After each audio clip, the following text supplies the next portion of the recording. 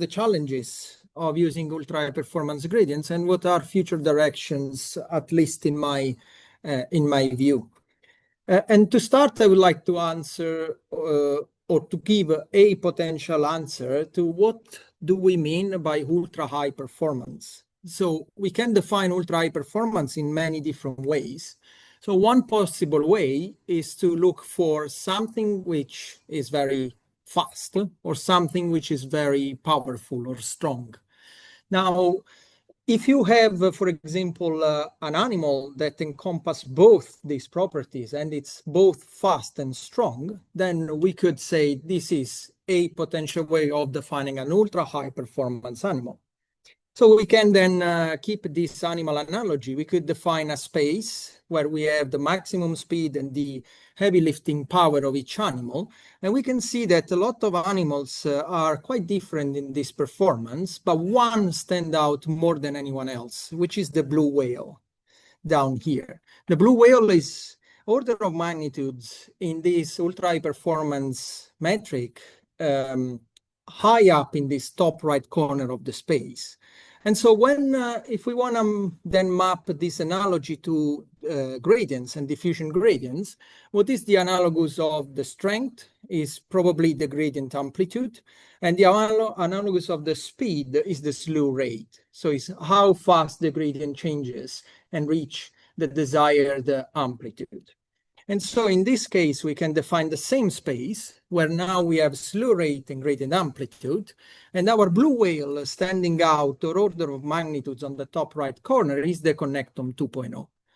So this is an amazing device that MRI scanner that Susie already introduced quite nicely. And during the day, you're gonna know more and more about how amazing this scanner is.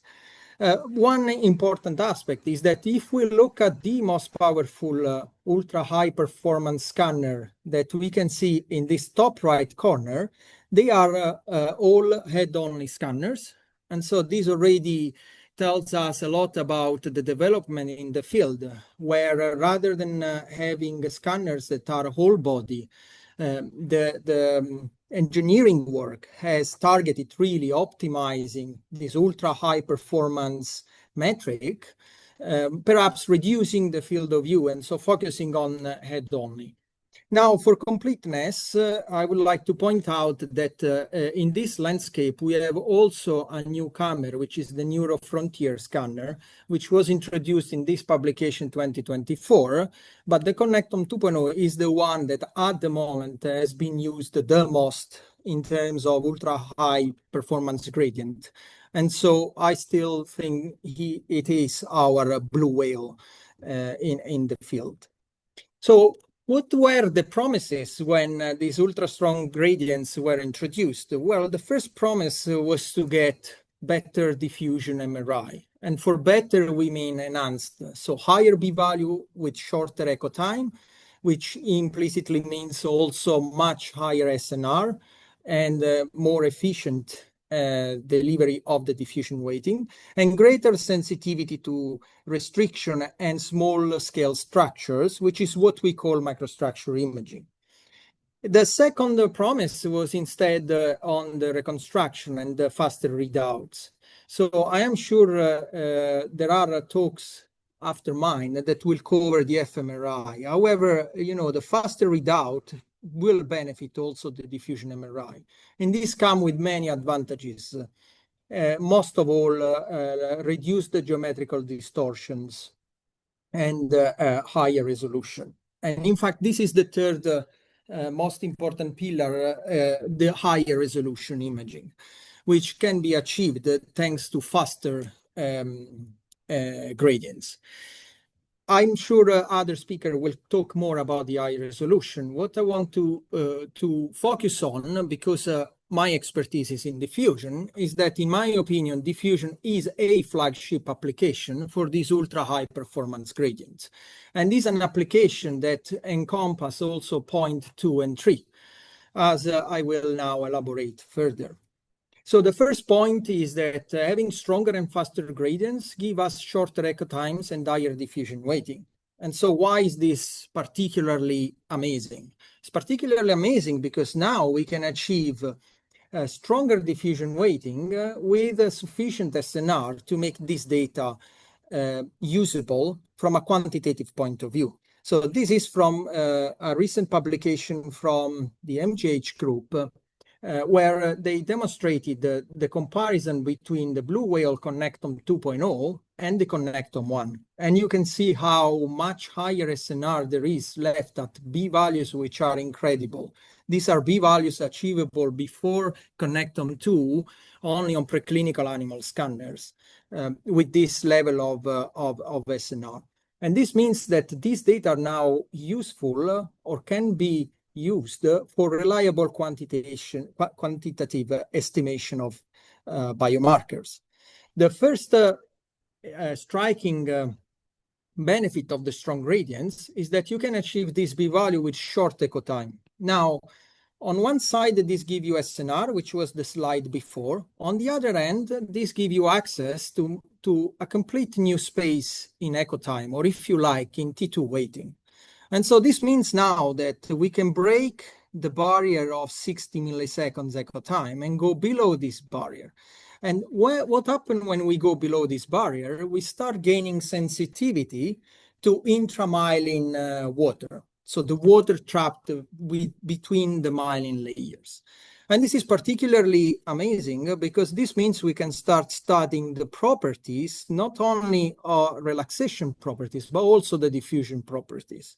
So here I show you an example of some data collected with the Connectome 1 here in Cardiff, but this would be fantastic to see tried on the Connectome 2, where in this diffusion spectrum imaging between diffusivity and T2 plane, we were able to estimate the myelin water fraction, but also modeling the diffusion properties, the intracellular, extracellular, and CSF. And why would be important to get extra sensitivity to the intramyelin water is because there has been very recent theoretical development demonstrating that we can design biophysical models that can describe the diffusion of water molecules between the lipidic layer of the myelin in a very accurate way.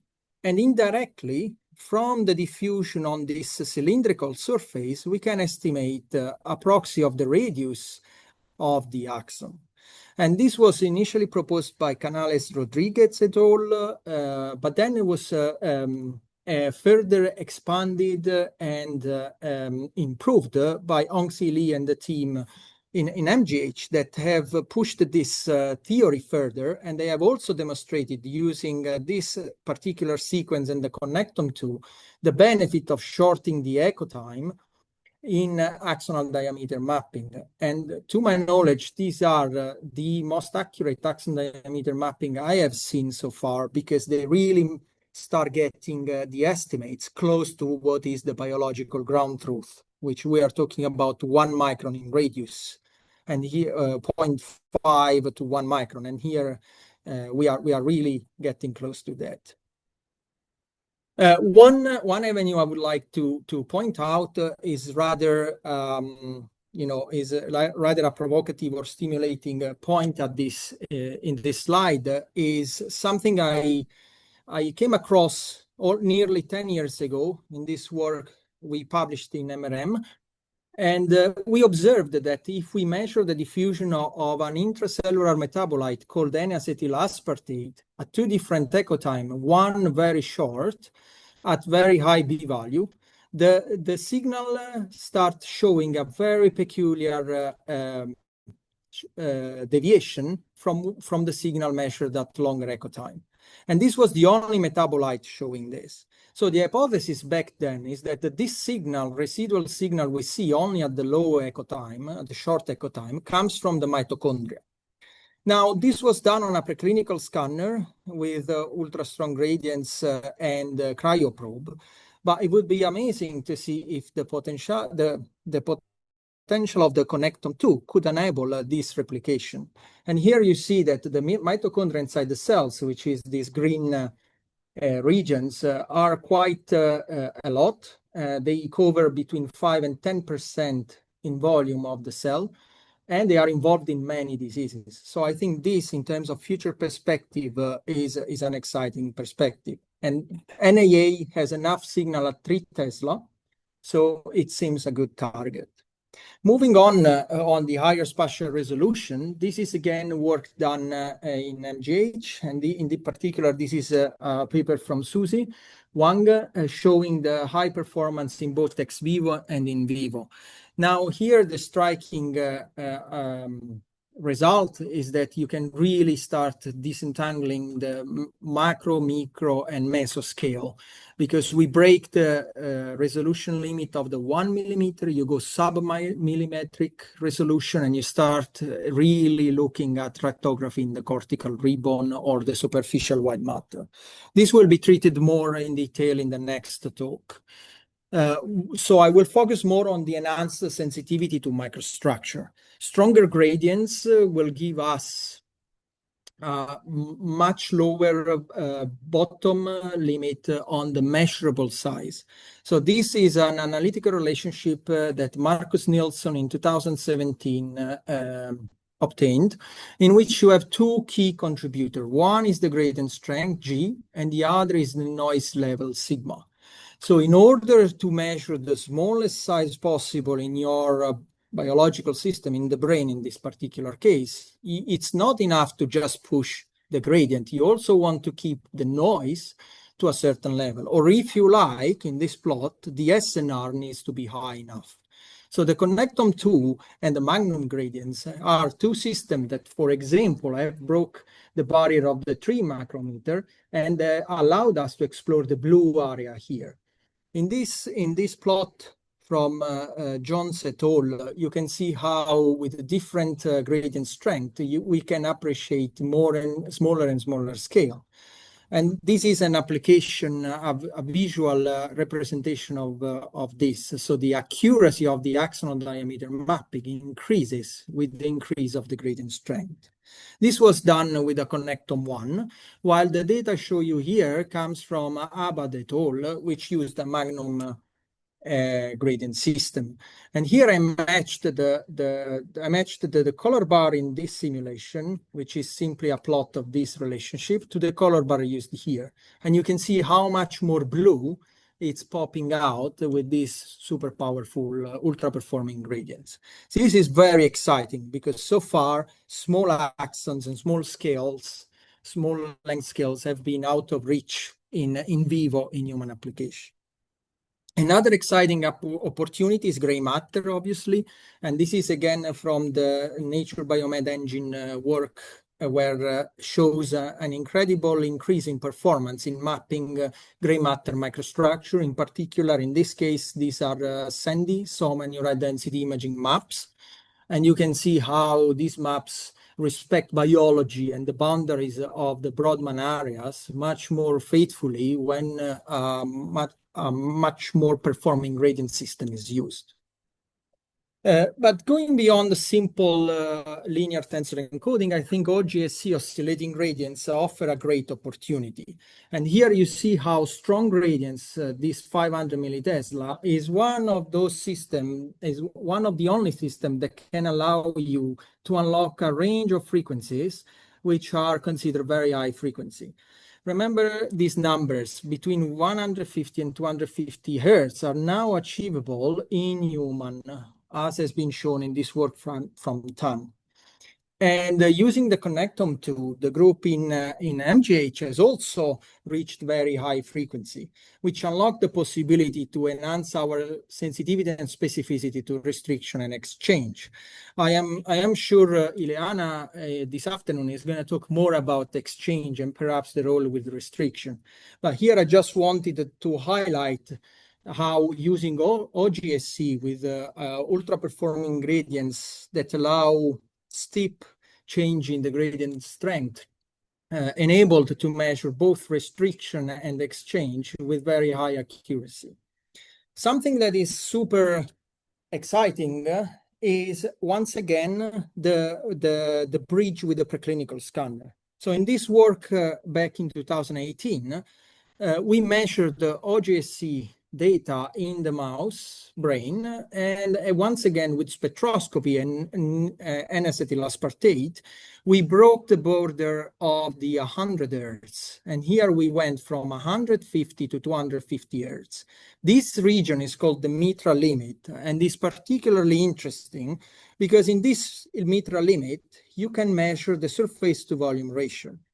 Now, there are many things that alter surface to volume ratio in the brain, but one thing that I believe strongly we can measure, and it alters with first order effect, is dendritic spines. So we have recently put out this archive, which is currently under review, where we explore this more.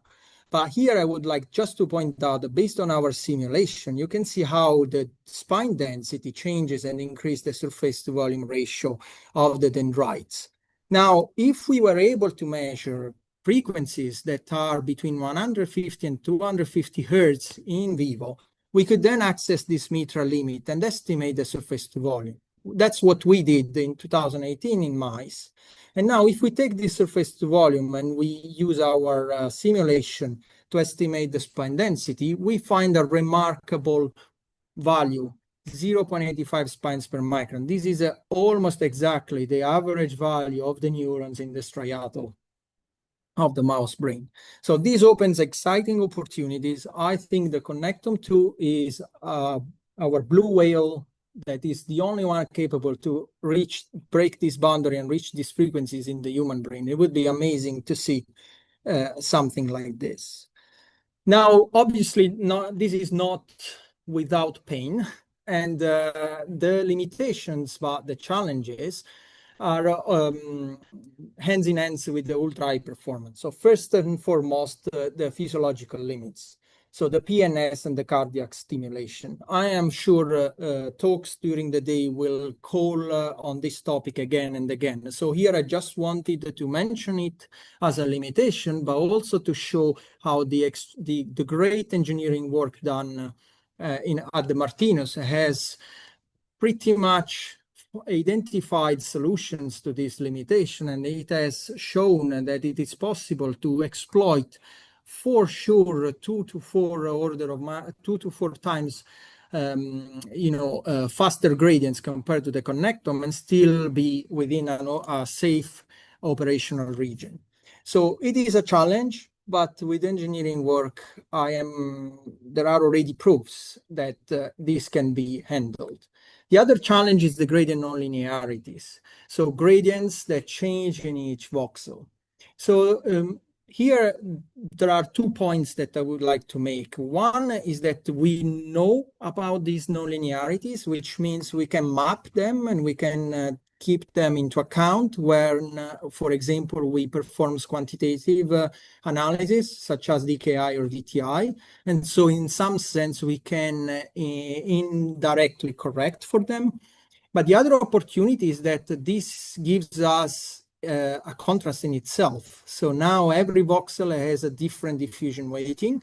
And so there are recent works, theoretical works from the NYU group, Santiago Coelho, where they are suggesting to use this heterogeneity in diffusion weighting as an acceleration factor to basically acquire less data, but still have the same coverage in the diffusion space.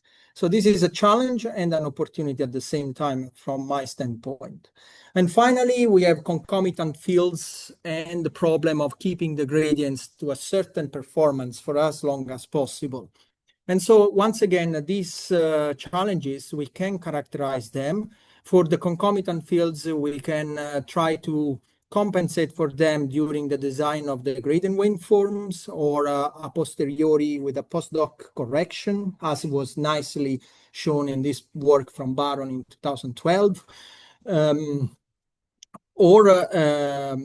for the duty cycle and heat dissipation, there is a lot of work going on, and this is once again one of those limitations that engineering development will for sure resolve. Now, I would like to conclude being a little bit forward-looking.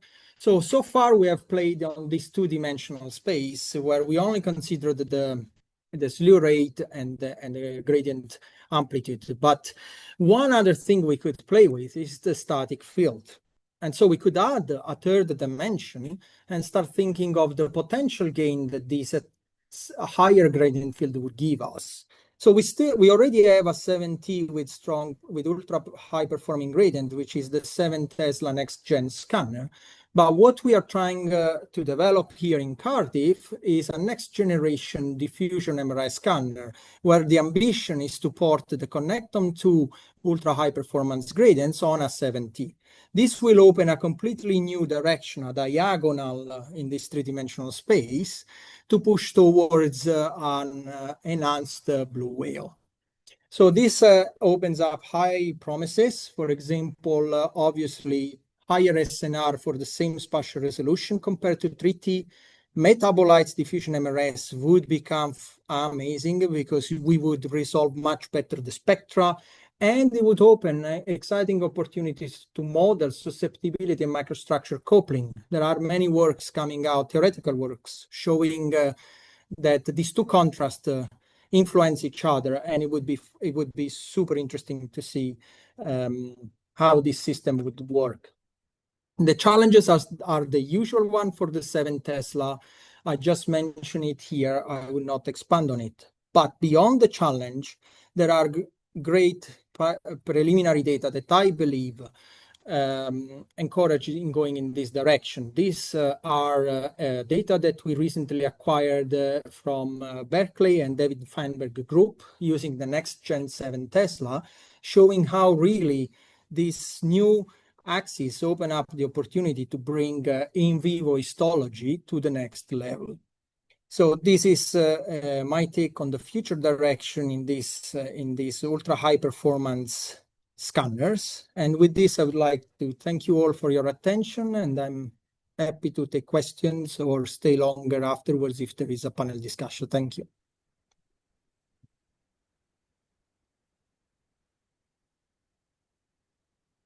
Thank you so much, Dr. Palombo. I think we're going to move on